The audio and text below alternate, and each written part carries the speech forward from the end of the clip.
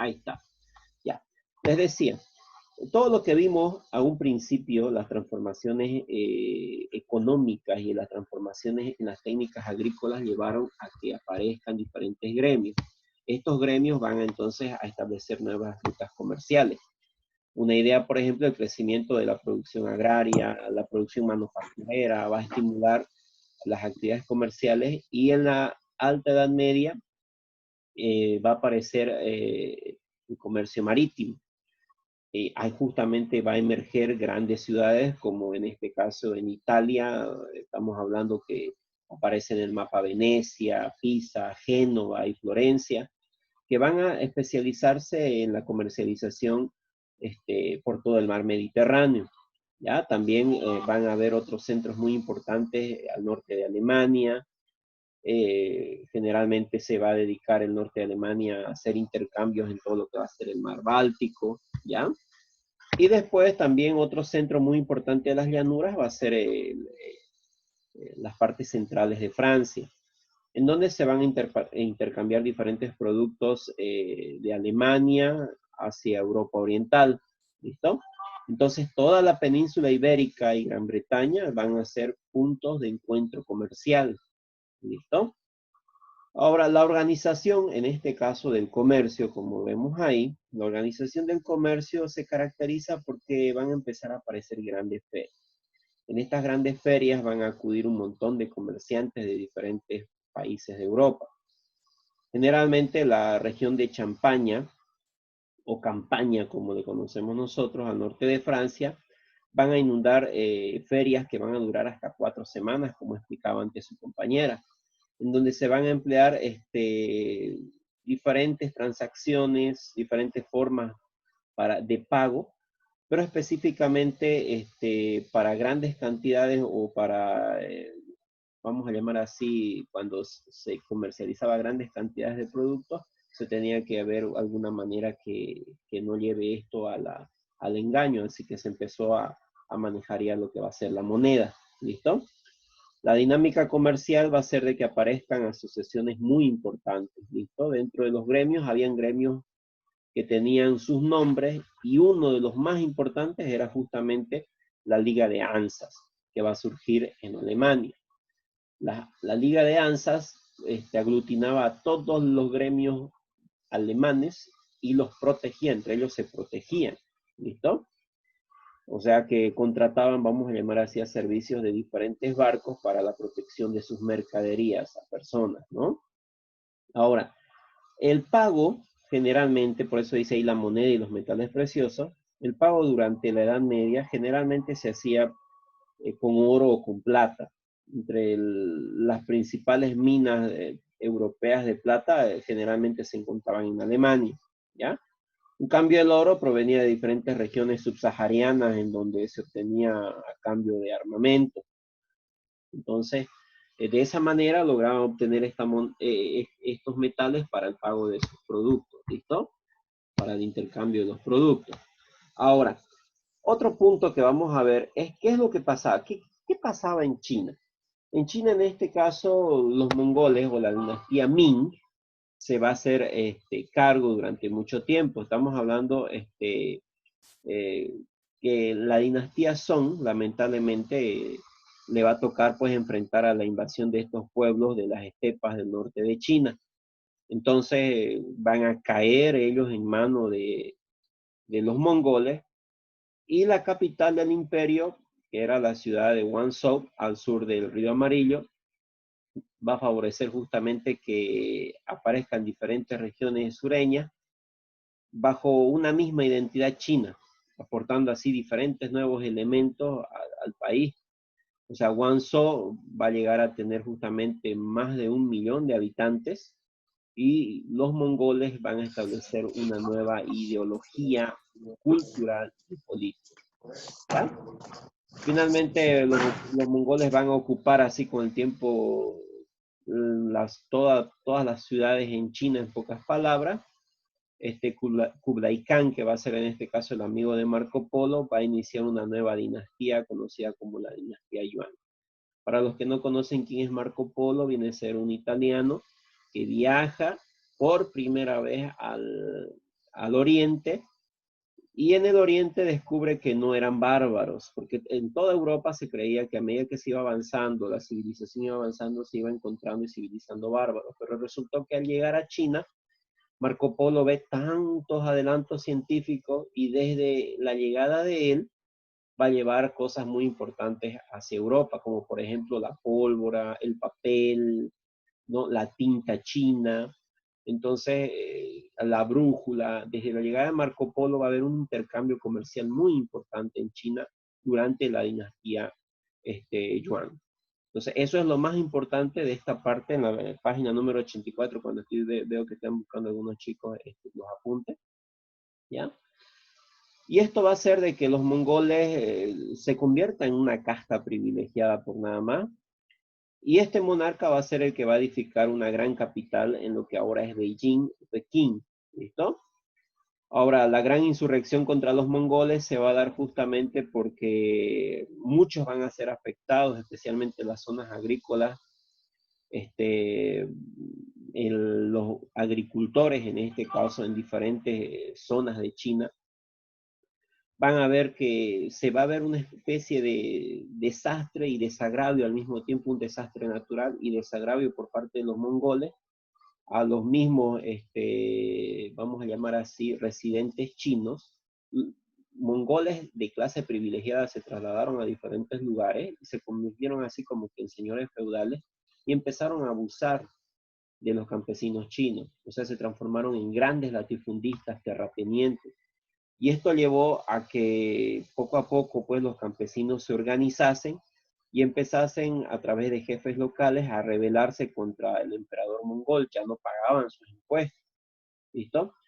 Finalmente, uno de los grupos, en este caso conocido como el de los turbantes rojos, va a liderar, perdón, un movimiento antimongol y eso se va a extender por toda China y va a poner fin a la dinastía mongola. O sea, lo más importante de esta parte del tema es el intercambio entre orientales y europeos que hubo, y otra parte es justamente pues la insurrección, en donde nos habla y nos da a entender de que diferentes señores feudales van apareciendo de estos jefes locales que en su momento estuvieron en contra de los mongoles, ¿ya? Ahí China como que pierde, vamos a llamar así, la hegemonía del control de toda Asia. Ahí Japón empieza a crecer ya como una potencia. Al dividir el poder se debilita. Entonces ahí Japón empieza a emerger como potencia. Si alguna vez te preguntaste si China fue un gran imperio y todo, ¿y por qué no pudo sobrevivir y por qué no sometió a Japón, que es más pequeño que China? Pues justamente por esta situación. Ahí empieza a emerger un montón de líderes locales y por ende cada líder busca solamente gobernar para un grupo determinado de personas. ¿Ya? Bueno, después vamos a ver lo que va a ser el crecimiento demográfico y la peste negra. La expansión poblacional, tenemos que darnos cuenta de una cosa y eso lo estamos atravesando hoy en día. Ya todas las sociedades que empiezan a prosperar, que empiezan a crecer, o sea, la población empieza a crecer, se da un fenómeno muy importante. Disculpen un momentito, chicos, que mi computadora se quiere apagar, voy a ponerla a cargar. Ya, ahora sí. Toda sociedad que se expande o que crece su población, tiene que pensar una cosa, que va a llegar un momento en la etapa de esa expansión en la que van a sufrir diferentes problemas. Uno de los problemas en este caso es enfermedades, otro de los problemas es cómo alimentarlos, otro de los problemas es cómo llegar hasta ellos con los principales servicios básicos y lo más importante, darles trabajo. Entonces, son esos 4 factores lo que se debe ver siempre, un gobierno tiene que ver siempre, y no solo el gobierno, ahora la ONU tiene que ver cuando la población crece, ¿ya? Ahora, el punto que vamos a tocar es justamente la expansión poblacional. Veamos nosotros ustedes que se va a triplicar y va a superar generalmente los 80 millones de personas que van a vivir ni siquiera en el mundo, solo en Europa. ¿Listo? Solo en Europa. Esto va a significar, ¿ya? Diferentes problemas. Al momento que se multiplica la población, todas las cosas que hace el ser humano, chicos, nosotros los seres humanos tenemos una simbiosis con medios ambióticos y bióticos, o sea, con ecosistemas. ¿Qué significa? Que cuando la población crece, inmediatamente consume más recursos. Al consumir más recursos, cambia totalmente el contexto geográfico de una región.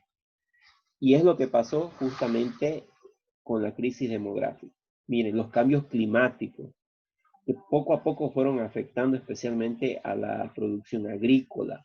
Empiezan a haber hambruna, todo especialmente sobre Francia y Alemania. Si alguna vez te preguntaste por qué hubieron esos cambios climáticos, fue porque el hombre poco a poco fue lamentablemente dañando diferentes ecosistemas. A eso se da el cambio climático. Y esto va a llevar justamente al estallido de grandes convulsiones sociales, nuevas guerras para tratar de llegar a diferentes campos de producción, o sea, campos vírgenes para volver a producirlos, para volver a extraer sus recursos, ¿no? La gente va a estar enojada con sus gobernantes y sin darse cuenta que ellos mismos llevaron a eso.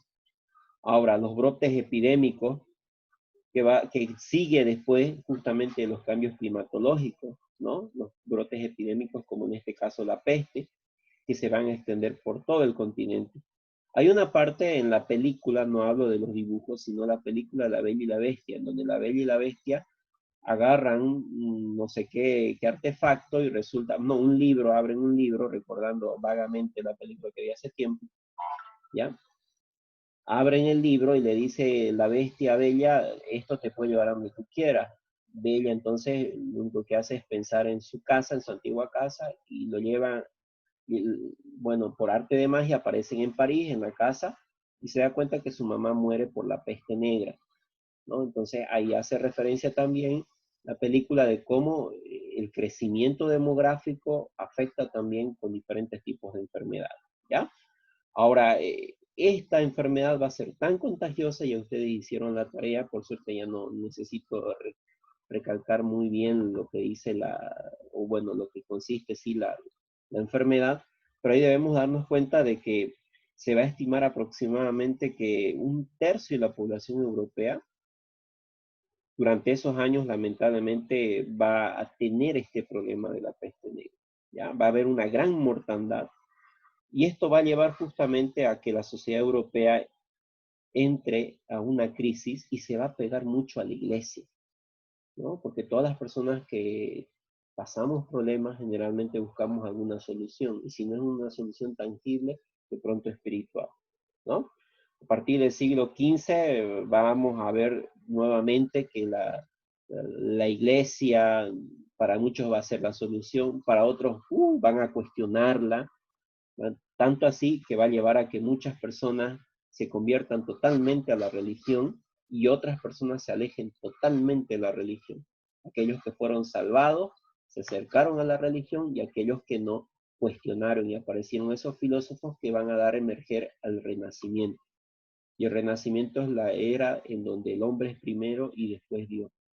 Pero eso más adelante lo vamos a ver. ¿Ya? Si tienen ustedes alguna pregunta, alguna duda, pueden ir haciéndola. Ahora, aquí, la reconquista española. Dentro de lo que es la reconquista española, vamos a ver nosotros que durante mucho tiempo España estuvo dominada por el Islam, ya, por un Estado islámico. Cuando avanzamos un tema, la unidad anterior, vimos nosotros que eran las cruzadas. Las cruzadas eran una guerra entre católicos y musulmanes por conquistar Jerusalén, o lo que es actualmente el Estado de Israel, ¿ya? Pero resulta que los musulmanes ganaron esa guerra. Se extendieron a tal grado que llegaron a conquistar regiones del mar Mediterráneo, inclusive llegaron hasta la península ibérica, o sea, lo que es actualmente ahora Portugal y España, ¿ya? Entonces, durante el año 929 va a comenzar un periodo dorado del dominio islámico en toda la península ibérica y se van a proclamar diferentes califas. ¿Listo? Uno de los califatos más importantes va a ser el califato de Córdoba. Califa o califato viene a significar lugarteniente o enviado de Alá, ¿ya? Entonces, ese es el que generalmente es el líder político y al mismo tiempo es el líder religioso de ese reino. O sea, que es como que si fuese presidente y al mismo tiempo papa, digamos. O que si fuese presidente y pastor, digamos, ¿no? Entonces, eso va a hacer de que los musulmanes van por si acaso, cuando la gente escucha la palabra musulmán, dice, pucha, mataron a todingos. No, estos musulmanes tenían la idea de tratar de vivir en una vida pacífica con los cristianos conquistados. Ahora, esto va a hacer de que la cultura ibérica se nutra aún más y con esto van a empezar justamente pues a tener nuevos saberes, nuevas costumbres, nuevas tradiciones mezcladas justamente con ideas árabes, ¿ya? Por ejemplo, el idioma castellano va a incorporar los vocablos árabes y la música y danza también vamos a verlo, especialmente en la folclórica española, ¿ya? Por ejemplo, todos, la anterior vez les había dicho, todos los que empiezan con al y H-A-M sus nombres o sus apellidos son de procedencia árabe. ¿Listo? Entonces sí, todos son así. Si tú puedes buscar ahorita en YouTube o puedes ingresar o tienes algún libro, busca y procedencia de tu nombre, de tu apellido, generalmente te va a salir español, pero si buscas realmente el origen del nombre es español, va a salir árabe. ¿Ya? Bueno, ahora el proceso de reconquista, o sea, quiere decir cuando ya los españoles van a votar a los árabes de su territorio, se va a dar hasta 1031 cuando el califato cordobés se va a desintegrar por varios reinos musulmanes, que esta división va a ser justamente pues el punto de declive, o sea que va a ser su punto débil, va a debilitarlo y es así que el ataque cristiano va a ser intensificado especialmente por diferentes reinos. Estamos hablando en este caso por el reino de Castilla y el reino de Aragón, que ellos van a ser los que van a unificar. Y los reyes portugueses, ya hasta el siglo XIII y XV, van a lograr expulsar a los musulmanes y ellos van a volver a imponer, en este caso, una nobleza feudal. Ahora, aquí no hay que olvidarnos esto, Castilla y Aragón. Castilla viene a ser el origen del rey, en este caso Fernando, Aragón, de la reina, en este caso, ¿cómo se llamaba la reina que apoyó a Cristóbal Colón? ¿Me pueden ayudar ahí? La esposa de Isabel. Fernando. ¿A ver? Isabel. Bueno, pero bien, bien por el aporte. Entonces, no hay que olvidarnos de este reino. Pero dentro de esta reconquista, también hay una historia muy bonita del cantar de cantares del Mío Cid, o la historia del Mío Cid, que es una especie de héroe que va justamente pues a enfrentarse con los musulmanes e inclusive hasta con su propio reinado, o con los propios españoles, con tal de que su población, especialmente la plebe, sea cuidada. Entonces la tarea que yo les voy a dejar en Classroom va a ser justamente sobre el Miocid, ¿ya? Después ya detallamos. A continuación de esto se va a dar otro aspecto muy importante. Va a ser justamente la crisis europea ya en el siglo XIV. La crisis económica que vamos a ir viendo nosotros va a ser justamente por la caída demográfica que se va a experimentar durante el siglo XIV, a mediados del siglo XIV, por las diferentes enfermedades que se presentaron. Estos factores van a desencadenar diferentes causas. Entre los factores más importantes tenemos la mortandad ocasionada por la peste, la guerra de los 100 años, la reconquista española, miren ustedes, guerra tras guerra, enfermedad tras enfermedad, y eso va a hacer de que también inclusive la falta de alimentos va a llevar a que muchos niños, como decía antes su compañera, no puedan ni siquiera llegar hasta los 5 años. ¿Listo? Ahora, la disminución de producción agraria, o sea, la escasez y la hambruna, entre los sobrevivientes va a llevar a que piensen, digamos, de que no es bueno en este caso acercarse a las ciudades. La caída de la producción manufacturera igual se va a dar porque cuando no hay gente que compre nuestros productos, ya no hacemos nada, se cierran empresas, se cierran todo y entramos a una crisis. la paralización general de todo el comercio. Ya no hay quien compre, ¿para qué vamos a llevar desde España o desde Italia hasta España o desde España hasta Francia? Entonces todo se paraliza como lo que estamos viviendo hoy en día, ¿no? Entonces esta pérdida del mercado de los productos agrarios entonces va a disminuir tanto y es así que van a nacer las relaciones feudatarias entre el siervo de la gleba y el señor. O sea, antes estaban ellos bien ligados unos a otros, estaban contentos de vivir el señor feudal con el siervo, y resulta que esto va a llevar a que ellos piensen y digan, pucha, es mejor ya no servirlo, ya no me ayuda, no me protege, el otro dice ya no me quiere pagar, ya no produce para mí, entonces poco a poco estas relaciones empiezan a caer, ¿ya? Y finalmente será el fin del régimen feudal, y van apareciendo entonces grandes reyes que van haciendo a un lado a estos señores feudales, o sea, van sacándolos y ellos van tomando esos reinos, esos pequeños reinos, y aparecen los grandes imperios. Entre los más importantes vamos a tener nosotros el reino de España, porque ya no va a ser el reino de Castilla, va a ser el reino de España, el reino de Francia, el de Inglaterra, estados que van a centralizar todo el poder y van a promulgar diferentes leyes para transformarse en soberanos absolutos. O sea que España deja de tener señores feudales y aparecen ya los reyes que conocemos actualmente. ¿Listo? Bueno, hasta aquí se va lo que va a ser la explicación de este tema. Ahora, eso es de su compañero. Así que, si alguien tuviese alguna pregunta, si alguien quisiese hacer alguna pregunta en el momento, es bueno, igual que como ya estamos grabando, ahí se está viendo la asistencia de hoy, ¿no ves? Como los que están saliendo en este momento, ya yo subo el videito para que sus papás puedan verlo también. Si tienen alguna duda, alguna pregunta. Mañana no tenemos examen. Según el rol de exámenes que voy a compartir a continuación. Ahora mismo vamos a compartir. ¿Dónde está? Aquí está, rol de examen. Ya.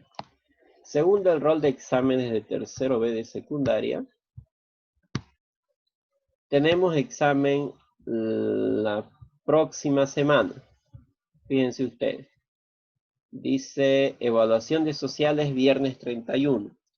Entonces, ¿de dónde vamos a dar examen? Desde la página número, anótense, desde la página número 83 hasta la página número 87. ¿Listo?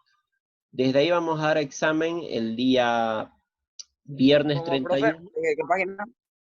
Recalco nuevamente, página 83 hasta la página 87. Desde ahí vamos a dar examen. Entonces, tú lo que vas a hacer es estudiar para ese día, para el viernes 31. ¿Listo? Hoy te voy a dejar una tarea ya para Classroom para que vayas trabajando tú el día de mañana. ¿Listo? Para que vayas trabajando el día de mañana. Es la tarea justamente sobre el MioSeed. ¿Listo? Ya voy a dejar indicado qué es lo que tienen que hacer. En realidad es un resumen de una película muy bonita llamada El MioSeed. Una película de origen española, pero es animada, es dibujos animados, así que te va a gustar. ¿Ya? Bueno, entonces eso me vas a dejar tu resumen para el día de mañana en Classroom. Si puedes verla después de que terminemos acá, te pones a mirarla. Inclusive te voy a dejar el enlace ahorita ahí al grupo de la película para que puedas verla. ¿Ya? Está en YouTube. Ahora si tenés el Blu-ray, mejor todavía. ¿Ya? ¿Alguien que tenga alguna duda entonces? Recalco nuevamente, tenemos examen recién la próxima semana, un viernes como hoy. ¿Ya? ¿Alguien que tenga alguna duda? ¿Sí? ¿Será como el anterior examen que vimos? Exactamente, es lo mismo. Son 9 preguntas que te voy a hacer y tú respondes en el tiempo de 10 minutos, me envías y ya les paso los resultados de ambas evaluaciones. ¿Listo? Bueno. Ya, gracias, profe. ¿Alguien más que quiera hacer alguna pregunta? Profe. Debemos entender que este tema nos muestra principios muy bonitos, nos muestra el principio del futuro imperio español y eso nos va a llevar justamente al descubrimiento de América. Igual antes de eso nos muestra también cómo China, de pasar a ser la futura potencia a nivel mundial, se descuida totalmente al dejar que mezclan estos señores feudales y el poder se divida. Así Japón ingresa como la futura potencia, como la que conocemos actualmente. Es por eso que en la Segunda Guerra Mundial China es conquistada por Japón. En la Primera Guerra Mundial China es arrebatada por Rusia. Entonces, desde aquí empieza el declive del imperio chino, más allá que fue milenario. Muchos se preguntan, ¿y por qué China ahora perdió? Fue desde aquí, desde esta parte empieza el declive de China. Y otra cosa muy importante, todo lo que hace el ser humano afecta al ecosistema. Y el ecosistema y la naturaleza se defiende. ¿Cómo? A través justamente de enfermedades, de fenómenos climatológicos. Y cuando la población se extiende, crece, hace que justamente pues llega un momento del tope en la vida en la que generalmente pues los economistas dicen esto, mire, hay un ciclo económico, siempre va a haber un ciclo de crecimiento, de llegar hasta una cima, y una vez que lleguemos a la cima, hay un declive total y cuesta alrededor de 20 años volver a recuperar la economía, dice. Y ese ciclo económico se aplica inclusive en el crecimiento demográfico.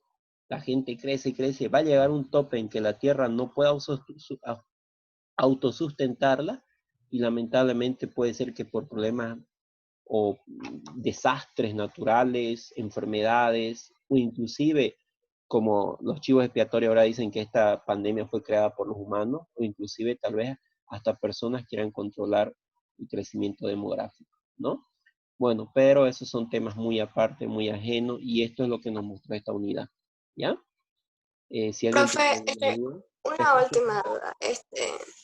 Digamos, la mortandad infantil, ¿por qué se da? O solamente, digamos, el niño nace así, sin razón alguna. Ya, algo muy bueno, algo muy bonito es esto. Todos los seres humanos cuando nacemos tenemos los primeros 6 meses, tenemos que pelear por vivir, ¿ya? Ahora, ¿por qué tenemos que pelear por vivir? Tenemos que adaptarnos, acostumbrarnos a respirar porque es algo no natural para nosotros.